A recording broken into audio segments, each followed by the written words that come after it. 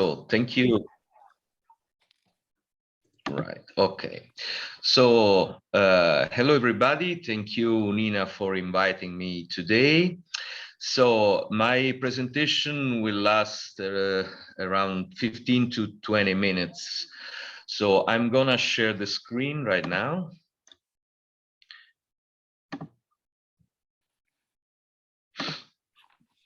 Okay. So.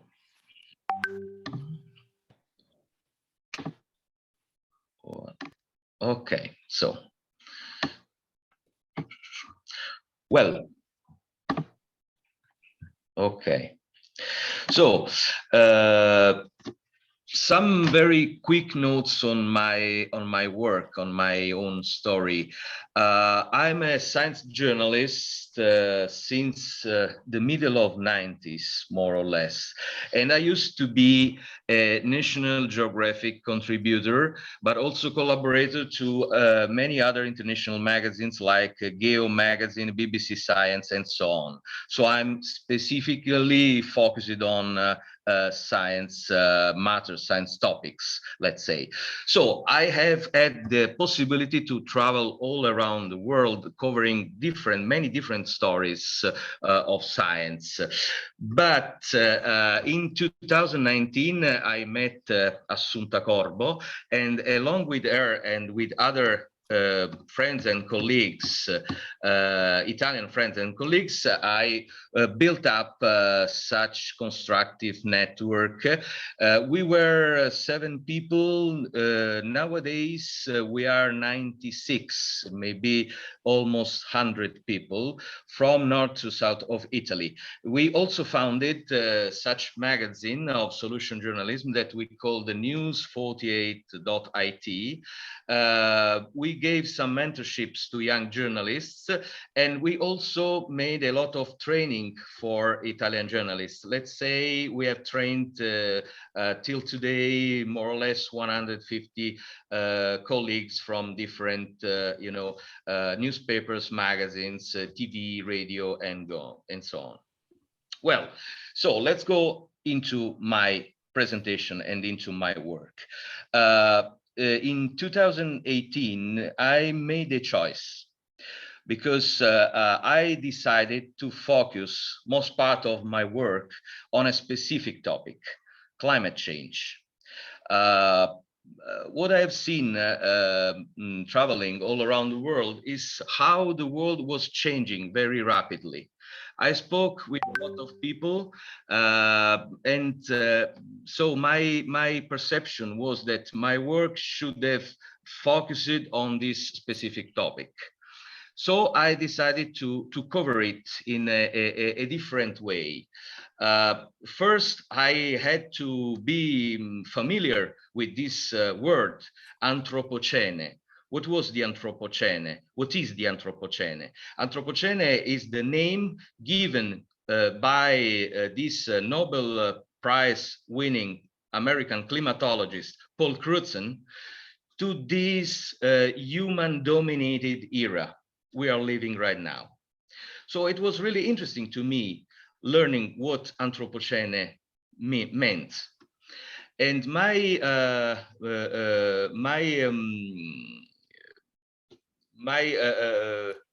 thought was to try to cover these stories, but also to trying to explain to the people the deep meaning of Anthropocene.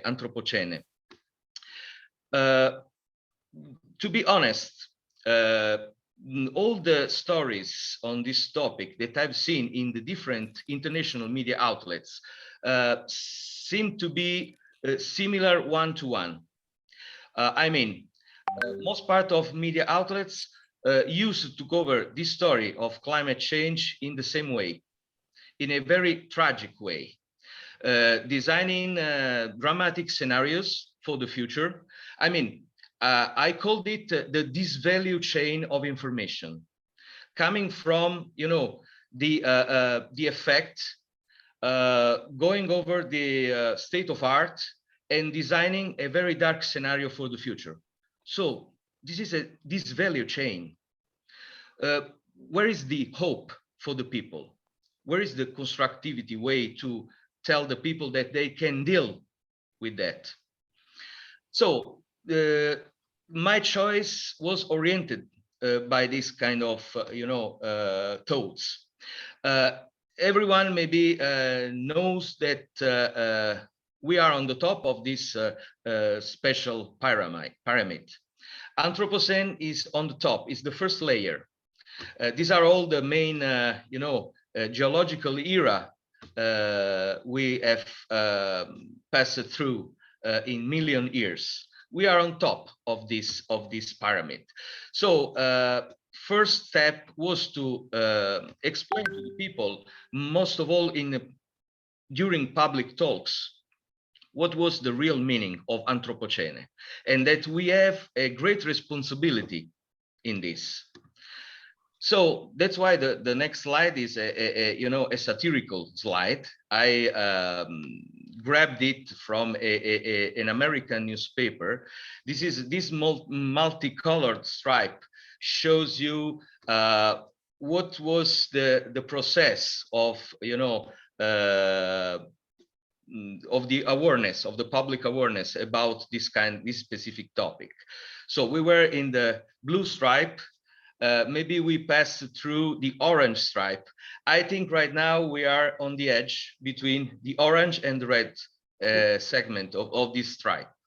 So it's a very critical moment, in terms of, not only in terms of pandemic, besides pandemic is strictly related also to climate change matters, as we learned from some important scientific position papers.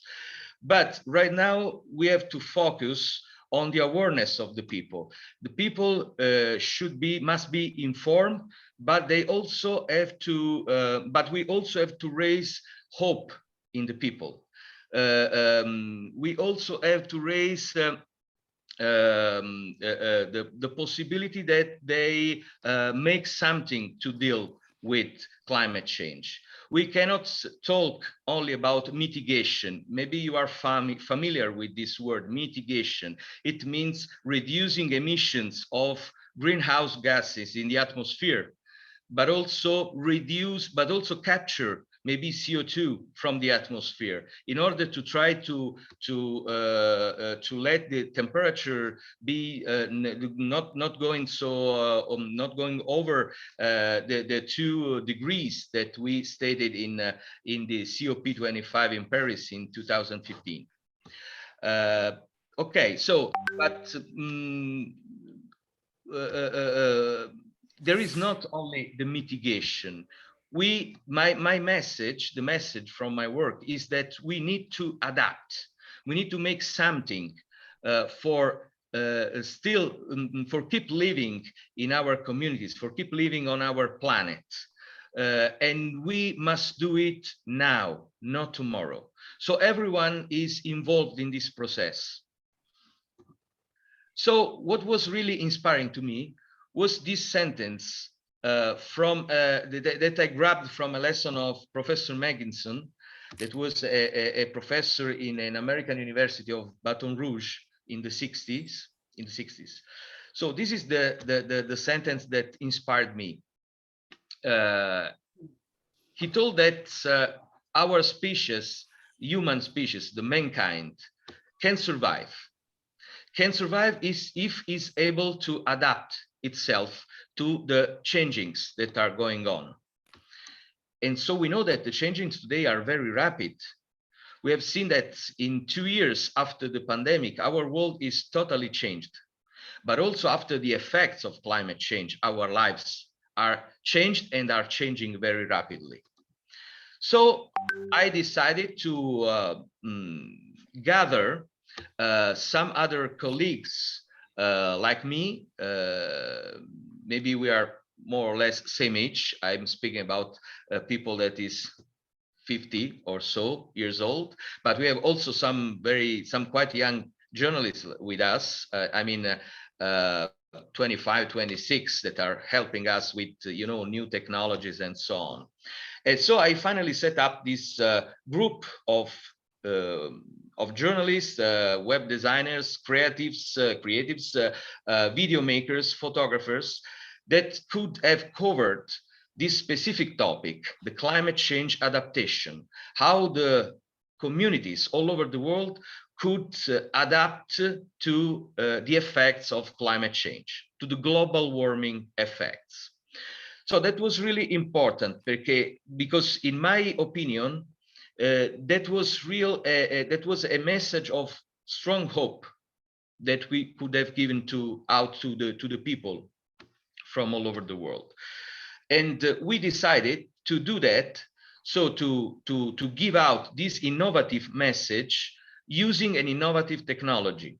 That's why we decided to, coming from the experience of, important magazines and newspapers like New York Times, Washington Post, The Guardian, Le Figaro, and so on, we tried to set up a web doc that is not only a normal website, but this is a totally free, so you can get inside and have access, have a free access to this web doc just by linking www.adaptation.it. And you will have not only informations about this topic, but maybe you will experience a real emotion.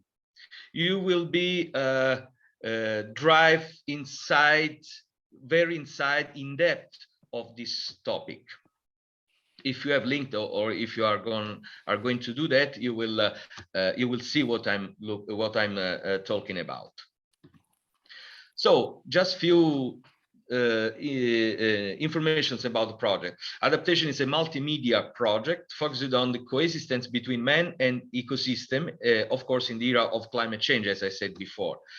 Our aim is to describe how humanity is adapting to the different and the already existing effects of the increase of average global temperature, either from a social or a technological point of view. So the people we are interviewing are not only, academic people or science researchers, people from university or other stakeholders. We also are very interested to interview very normal people, common people, with their hands dirty, because they work every day of their life to deal with climate change effects. So they are work to adapt themselves, their communities, their works, their lives to this big problem. And the last point is raising awareness, promoting constructivity, building hopes. I think these are the three pillars of our work of adaptation project. So this is just to give you an idea of what adaptation is nowadays. We started with a web doc as the core journalistic product of our work. And today we have a lot of things, a lot of spin-offs. We made an important series of podcasts called Adaptation Italia, because after the lockdown came, after the pandemic, we didn't have the possibility to travel out of Italy. So we decided to focus. We adapted ourselves and our work. And so we decided to travel all over Italy in the different regions to find out, to check out, and to talk to the people how the Italian regions were adapting to climate change effects. So Amazon Audible company, that is, the branch devoted to podcast, which is hosted by Amazon, contacted us because they were really delighted from our idea, and they wanted to produce this series of podcasts. So now we hope to, enlarge our original idea, and when it will be possible, we hope to do the same in other regions, in other countries. We are hoping that this pandemic will allow us to do that, of course. but also talks and events. We normally participate to public talks, journalism festivals, or other kind of events where we have mostly, the broad public in front of us. So we can interact with the people, trying to, trigger some good experience and trigger some good thoughts in them. But also we have the possibility to refer how the things are, to give them a good view, to give them hope, and to raise constructivity in their hearts. We are also communicating some EU-funded projects that are related to climate change topics. And I myself, I'm also a university professor in some Italian universities, where they have the need to, to teach to their scholars how to communicate climate change, topics. In many universities, a lot of, the new generation of researchers are preparing themselves, are training themselves for their forthcoming career in the private sector, either in the private sector or in the public entities, as researchers, as experts, and so on. But what they need is to learn how to communicate their work, how to interact with people, and possibly how to do that in a constructive way. So I had the possibility to access to many universities to explain this, how we are doing this right now. And they found it very useful. I'm very happy for that. So now I wanted to give you a very quick idea of what our work is. This is a very short video teaser, let's say 1 minute, 15 seconds, sorry. We shooted it in Trentino region, far north of Italy, maybe on the edge, on the border to the Germany. Well, in 2018, at the end of 2018, all Italian peninsula was hit by very destructive natural events. We had, floods, we have storm winds, we have heavy rains all over the Italy. Trentino region was hit by a very strong windstorm, like maybe some other countries, European countries experienced it in the last years, but it was really strong. We are speaking about 200 kilometers per hour wind speed. So it was very destructive. So we went there in order to see and to learn how local people adapted to this specific event and how they did to build up a new community. Starting from a tragic event, they got an opportunity to reinvent themselves and to construct a new society, a new idea of community. So that was really inspiring to me. And so this is the work we did there. Hope you can hear the audio. Vigili del fuoco, mi dica cosa succede? Siamo sotto acqua. Cercando di salire per andare a Santa Caterina. Sì, alberi ovunque in mezzo alla strada. Genna avanti per la centrale.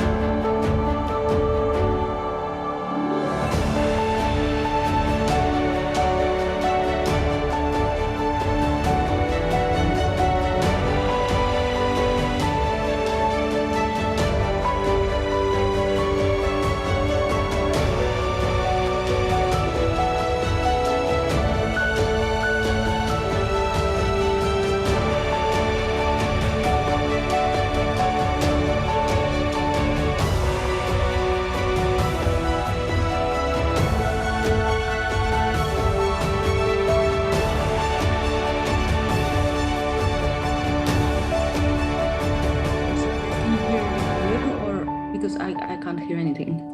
Is it working or it's mine device not working?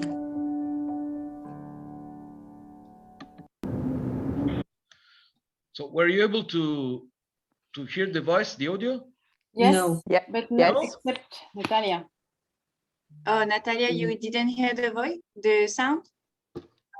Nothing at all. Oh, well, it was recorded. I'll send the recording afterwards because I think we could hear on Okay, our thank side. you. Thank you. Sorry It was about that. mostly musical, right? Yes, yes, So, yes. okay, so you didn't miss so much, But Natalia. it will raise emotion, of course. Yes, I know. But there was no talk, no voiceover. Yeah, so. yeah, not talk. Not talk. Okay, so what are the important messages of this video, the constructive messages? First, that in one night 8 million trees have been wiped out from this very important storm. So local community whose economy is based on, you know, the wood market, to the wood trade, had to totally reinvent their own economy. So the community, they built possibly a new community. So that's the meaning of this sentence. If you want resilience, you need community. If you want community, you need a powerful communication. Let's say constructive communication. So anytime you journalist, you communicator, must work to raise awareness and constructive thinking in the communities. The second, okay, so this is why I think that it was important to see how the people down there managed this very difficult situation. Just my last tip for today is that, in my opinion, in my experience working with adaptation, I found out how important it is to think about anytime to think about transmedia stories. When we decide to cover a new topic, all time we think of covering it in a transmedia way. This is the, you know, the theory of Henry Jenkins, who is the provost professor of communication, journalism, and cinematic arts at the University of Southern California, and he has also a lot of other affiliations. And it's very interesting, his theory, because I'm deeply convinced that nowadays, if you want to cover in the right way, and maybe in a real constructive way, an important topic like climate change is, you must do it in a transmedia way. So that's why we are trying to do, as I explained before, starting from a web doc. We went over, you know, the podcast products. We also go in public events to explain to people our experience, to testify to the people what we are doing. But right now we are also thinking of making you know, a video series for maybe Amazon or Netflix. We are negotiating with these subjects in order to produce maybe, I don't know, 4 or 5 issues, a short series on our topics, because we think that it will be really interesting for that kind of audience. Possibly we are making new you know, digital products, either universities or school, I mean high school, but also primary school are very interested to work with us. So we are trying to think about specific products that we can give them in order to train their scholars, their students, sorry. So this is a challenge. This is a challenge, but I think that constructivity must be spread out to the different audiences. Everyone must be interested in this different way of thinking about big phenomenon like climate change is. I hope we will success. Of course, I don't know right now, but it's my strong hope. So just to end my presentation, these are either my own private contacts on the left side, and on the right side all the contacts of the project. First is the webdoc address, and also the social profiles. So if you want to follow our work, you can follow us on such social medias. So I think I finished my presentation. I don't know if there are some questions for me. I can stay, Nina. I can stay some more minutes because my train is. I will take a train later on, so no problem. Okay. Thank you, Marco. That's really great. It was so inspiring to, and thank you for going deep into both your personal journey, like how you, as an individual, you made your journey into focusing on climate change, and then focusing on one aspect of, the reporting you can have. It's so broad, like climate change, it's so broad, it can be overwhelming.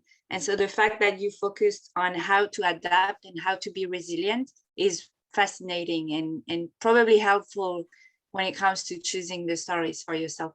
And also your more like professional journey, like how multimedia formats can help in transmitting the message, and all the communication strategy that you had around the project. It was all fascinating. So thank you so much for sharing. I really learned a lot and it was inspiring. Maybe I can start with a couple of questions and then I'll open it to the group. I think the first question I have is, you mentioned at the very beginning your professional background as a science journalist. And so I was curious to what extent you think that helps in being rigorous when it comes to choosing the topics and making sure that you're not just telling nice stories, but stories that can really elevate the debate or the understanding of one particular aspect of climate change. And maybe you can stop sharing your screen so we can see each other. Yes, of course. Thanks. Okay. So I think nowadays it's very difficult to be a good science journalist because we have a very dramatic topic to be covered. I mentioned, pandemic and climate change. Both of them are eventually apocalyptic in the public perception. So we have a great responsibility. A very, very great responsibility. That's why we, Constructive Network here in Italy, are pushing all Italian media outlets to build up a specialized equipe of journalists, of science journalists that can help journalists from these editions, from these newspapers, magazines, and so on, to talk about science topics in the right way. About me, yeah, I made many years ago this choice to be a science journalist because I like science. Actually, I don't have a study background, a scientific study background, because I'm graduated in law. So, but I think I think of myself as a visionary. So I want to in my opinion, my mission is to inform and raise awareness in people on global topics like climate change is. And I suffered a lot from the information coming from international media outlets. Because I think it is an oriented information. They don't give context. Yeah, that's it.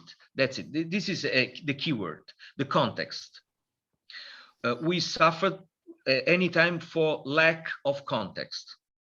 When you see a TV report or you see an article based on this kind of specific topic on climate change, you don't have context. Our colleagues possibly they don't think it's important to give context anytime, but I think that it is.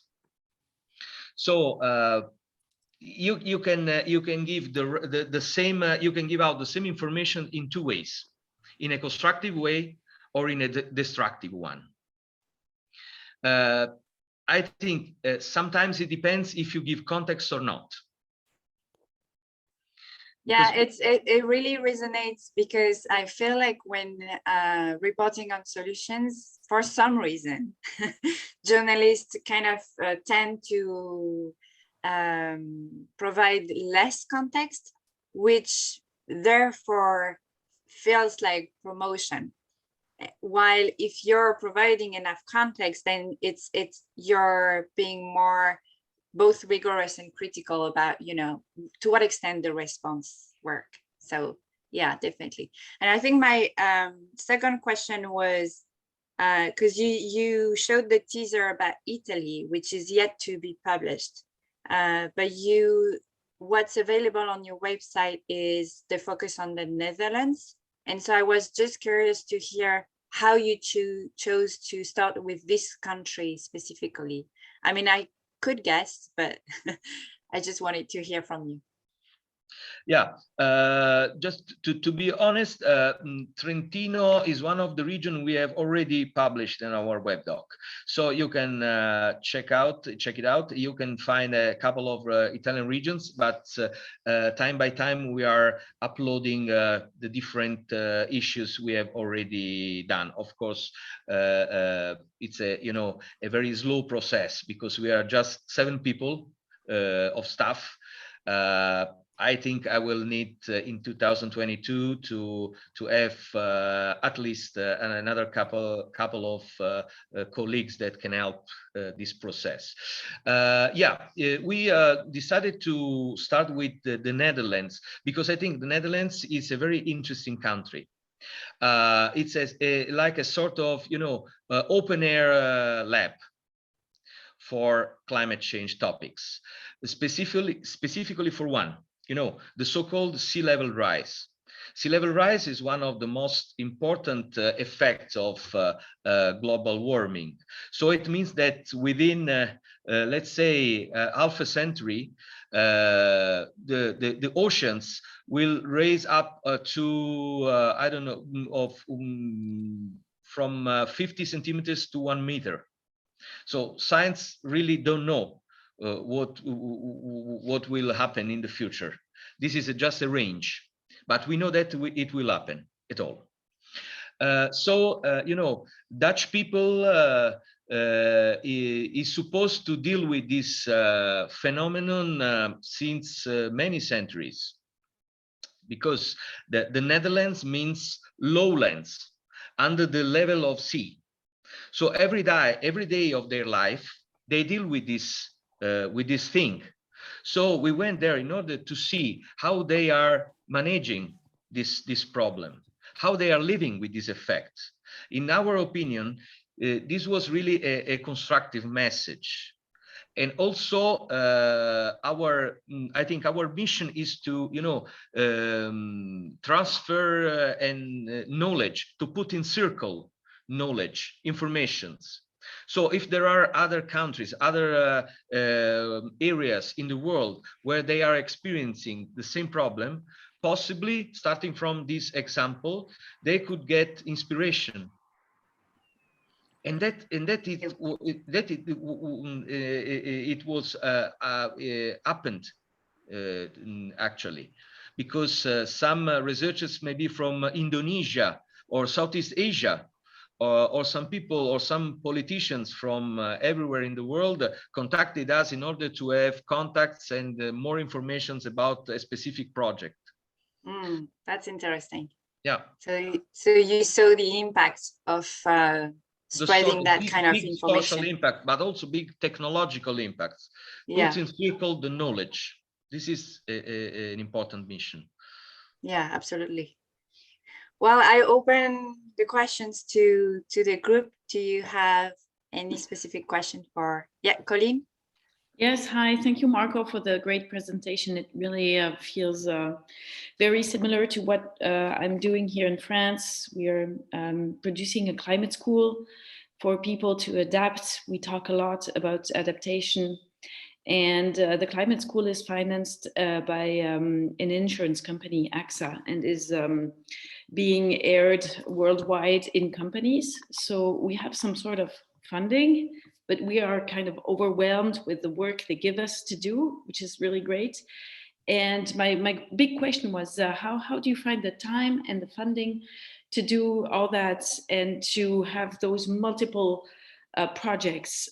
I myself, I'm totally overwhelmed with the content and with producing something really good. And I don't have the energy, the time to go out for Netflix, Amazons in France. Our broadcasters are just stupid people, and they really are focusing on the dramatic issues and not on the solution issues. So I have a problem with the time and funding, and I wanted to know how you manage to have the energy to do some stuff and to propose other stuff. Yeah, thank you for your question, Colleen. This is a very important point. Okay, I can answer that. I'm right now exploiting, 30 years of contacts that I have in my agenda first. So I think many people loves my work, maybe sometimes loves me, I don't know. But what is important is that they appreciate my mission right now. So, I'm the grandfather of my group. I'm the oldest guy in my group. All the people working with me are younger than me, but they are really full of, enthusiasm. They are really energetic. But I have good ideas. So it's a change between us. So right now, yes, I'm working also as a fundraiser, but it means that I have to make some phone calls, maybe some remote calls online, and also. But what is really important is to have the vision. If you have the vision, you know the way. You find the way. This is really important. And of course, if you have contacts, it is important as well. But I can say that we started with our project more or less 4 years ago. When we started, we just had 2,000 or 3,000 euros to set up everything, our platform. I mean, it was not so much. This is a very expensive project. First, I contacted. You can find a special section on grant givers and supporters in our web doc, so you can find out by yourself who are the supporters right now. Of course, we are adding new supporters every month, but it's up to date. Okay, so first I started asking grant to the embassies and to diplomatic institutions, because we were supposed to make an international project. That's why the first issue of our project was produced in the Netherlands. So the first supporter of my work was the Dutch embassy in Italy. they were not really familiar to this grant giving, because they normally finance and give funds to different kind of things like events and fairs, or maybe, I don't know, something that they can have reward to, direct reward. But when I go to them and explain them what was my idea, they didn't realize what kind of reward they could have get from this specific operation. So it was up to me to explain in the right way what was my idea, but it was just a virtual idea. Today, I can say that the things are changed, because now we are positioned. Our brand, let's say, it's quite famous in Italy and abroad. I made a lot of things. I'm also a TEDx speaker.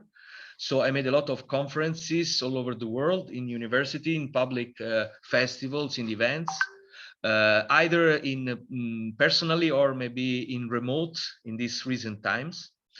So the perception of adaptation maybe is now very high. And so sometimes it happens that, private companies or maybe institutions or, charities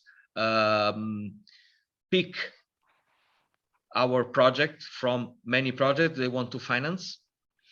And so I can now get relaxed a bit more than in the past. But of course, it's always a challenge all the time. So if we want to earn to get money, we have to work for that. So I keep calling people, I keep getting new contacts, and but it's nice. It's nice. It's nice. I think it's funny. Of course, I would have more time to spend in my work. So it means in producing contents, but it's also important to transfer knowledge to youngest people. So I think I can form people, I can train new people for doing this. So possibly I can have more time to find money. Thank you, Marco. I have shared in the chat. I want to make sure we have time for brainstorming in breakouts in like 5-10 minutes. But are there any other questions for Marco? Yes. Natalia. Meanwhile, I just want to ask to Colleen if she can please share some information about her school in France. Yes, sure. Maybe I will put my email in the chat. Yeah, I will share it to you, Marco. I work with AXA Climate. It's an entity of AXA, and we did this about 15 hours MOOC formation online about climate change, the science between climates, the loss of biodiversity, the natural resources depletion. And after that, we go on to help companies adapt. And we work also with Christian Clot. He's a French explorer. He built the Adaptation Institutes in Switzerland and France. He went all over the world with captors on his brain in order to understand what happens in the brain when you have to adapt to extreme situations. And we have all this material, and we love it, but and now I'm in the phase of where I need to define the vision. What do we do with all this? How do we go forward? And how do we continue our journalists' approach and not just the business approach, which is really interesting because touching the people in the business, in the corporate institution, it's really working because they have to listen to the stuff, to the MOOC. They have to listen to our audio. They have to do it because it's their company asking them to do it. And so it's quite challenging because I have the impression to be in the middle of what's happening right now. We have companies asking us to help them train their employees to adapt we're working with GLL, a big company working in the real estate, and we did this formation for them. And I understood that they were moving, and if they don't move, nobody will move. So it's good, but we, you know, I want to go further, and I'm really inspired because I have the same feeling as you have. I'm also a journalist. I also went all over the world. I also went for the science journalism. And for me, solution journalism and science journalism is very, very similar in the approach of telling the narratives. So by the way, can I encourage? I leave you my email in the chat. Yeah. So meanwhile, possibly there are some more questions. So I want to leave space to. Yeah, sorry. No problem. Nothing. Yeah, that's fine. I encourage you to have a deeper conversation one-on-one, since you have the context. Thank you. Natalia, you had a question. Yeah, your web looks really stunning, and it's a wonderful project. So thank you for presenting this. It's super interesting. I was wondering, who's your audience in Italy currently with this? Everyone. Decent I think people coming to the web, like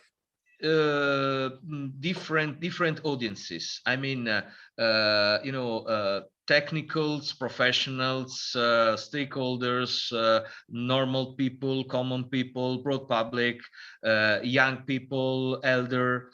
I think everyone. If we see to our insights of the visit we have on our website, it's very the audiences are you know, every audience is involved.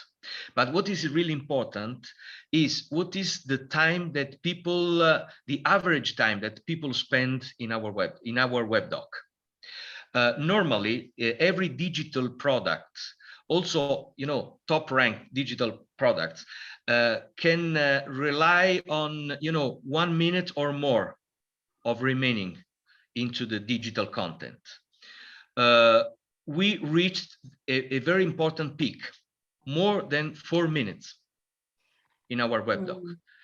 This is the difference to give out an emotion, to involve people, to give access to friendly informations, and to a constructive way to give information instead of giving just information. This is the big difference between a web doc and a website. Website is a passive way to give information. Yeah. Web doc involves yourself. So what was the cutting edge in this success you've achieved? What did you do, except because there is a lot of good content that doesn't get through, right? I mean, I don't know about you, for sure it's fantastic, but what did you do? How did you promote it to get this audience? Okay, so we have since you know 6 months more or less, we have a very skilled social media manager. So he set up a digital campaign for us. Every month we talk about our editorial plan. So we have a fixed editorial plan for any month, every month. We discuss the different strategies. Of course, he has a digital-oriented vision of communication. I have a more traditional one. So this is a big fight, but it's inspiring for both of us. So we have different vision. So the main channel of the main channel are Facebook and Instagram, but we because if you go over our social profiles, you can see that we put some cut from you know, some edited short teasers from the interviews from our contents. So it's like it sounds like a hook for the people, for the audience. So they are they have the need to go into the web doc and to see the long form of the interview. the longest form of the interview. I think it's a successful way. We raise up our organic base of fans, of followers, from, let's say, 300 people to up to 15,000 in just few months. In just few months, 5 months or 6 months. Wow.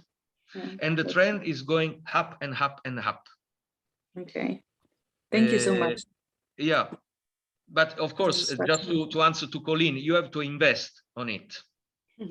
So and invest the right money. You have to pay a social media manager a price that is in the market. We don't need slaves.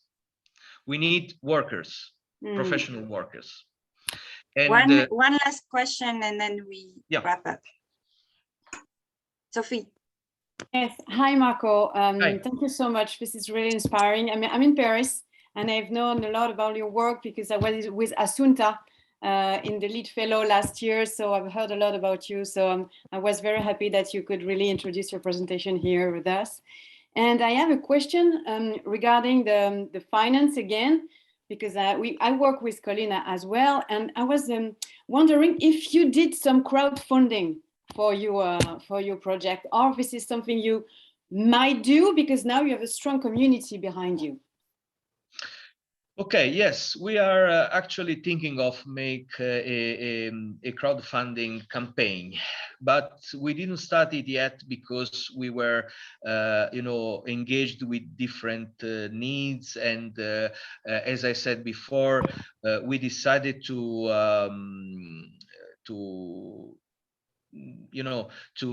spend time and money on social media campaigns. We establish an amount of money to sponsor our posts, to make a sponsorship of our posts. So we spend few thousand euros per month to push up our posts, because this is important. If you go into the algorithm, the new algorithms of Facebook, you see how important it is to put some money, unfortunately, but it is like this. I think the next step could be this, trying to set up a crowdfunding campaign. But for the moment, I've seen that many public, either public or private institutions and entities are interested to finance directly our project. So let's see if we will need to make also a crowdfunding campaign or not. I don't like so much to ask money to the people in this moment specifically, because it's a very difficult moment. So I think it's very difficult to get money from the people right now. But we see. Maybe we can talk later on about this possibility. I'd like to exchange ideas. Okay, because it helps to be independent, because if all private companies finance you, you're less independent than if the audience. I can say anytime I'm independent. If they want to finance, they all time know that they couldn't ask for anything. They will not have any reward. I will just put their name into the special section of grant givers in my web doc because of a matter of transparency, of course, but they will not get anything from me and from the project. Their funds, they have a lot of funds. This is the former CSR funds, corporate social responsibility. A lot of companies have these funds, but they really don't know how to spend it right now, because CSR is possibly dead. Now they have to reinvest these funds in projects that are really deserving this kind of funds. We talk about climate change matters, so they are interested in finance this kind of projects instead of others. If they want, they can tell to their audiences that they are collaborating with us, but just by giving a grant. But we are independent anytime. Okay. Thank you, Marco. Thank you so much. I'll stop us here because I want to make sure that you guys have time to brainstorm also story ideas in breakouts. But Marco, I'm really grateful that you joined us this morning, especially on a holiday. Now, I hope you enjoy your day. You don't miss your It's just train. for children. The holiday is just for children. Okay. Epiphany. Epiphany. Okay. But thank you so much, really. And can the participants contact you if they have any questions? Of course, absolutely. Your email in the chat. Thank you so much. Thank you. Bye-bye. Thank you so much, Marco. Thank you. Keep in touch. Yep. So what I suggest for the rest of the time we have is to discuss, I really liked Marco's focus on how to adapt. And I want to show you a couple of slides really quickly just to help you frame maybe your discussion in breakouts. I'll divide you in 2 groups of 4 and it's not mandatory, it's just a suggestion, but I will encourage you to brainstorm story ideas because it often helps. So let me just show you something quickly that my colleague Rona Meyer, who works with our African partners, use in trainings. It's this framework. Can you see? I think Sophie, you're familiar with this. Absolutely. And Elena probably too. So it's, you know, when talking about climate change and the responses to it, it helps to divide the topic into 3. So either we're talking about mitigation, so it's responses that concern lessening the effects of climate change. So it's really about anticipation. Adaptation, so how to find replacement for what climate change effects have altered. And resilience, which is also something that Marco mentioned.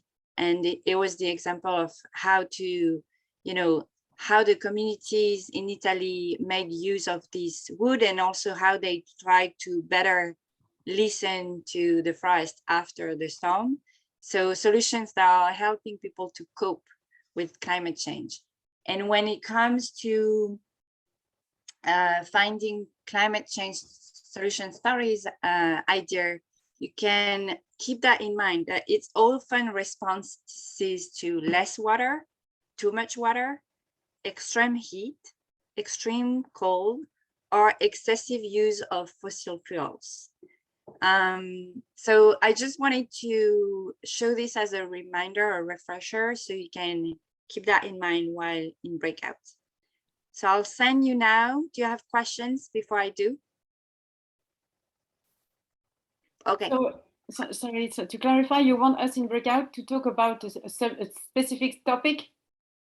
Yeah, so you can, so you'll have, it's a group of 4 and a group of 3, because I think we lost someone, but you can, if you have a story idea around that topic, you're welcome to share and brainstorm with others. It's always helpful to have feedback from colleagues, or you can just discuss the broader, you know, challenge of covering adaptation to climate change. Okay. Is that useful and clear? Yeah. Okay. You have 15, yes, 20 minutes, and then you'll be back.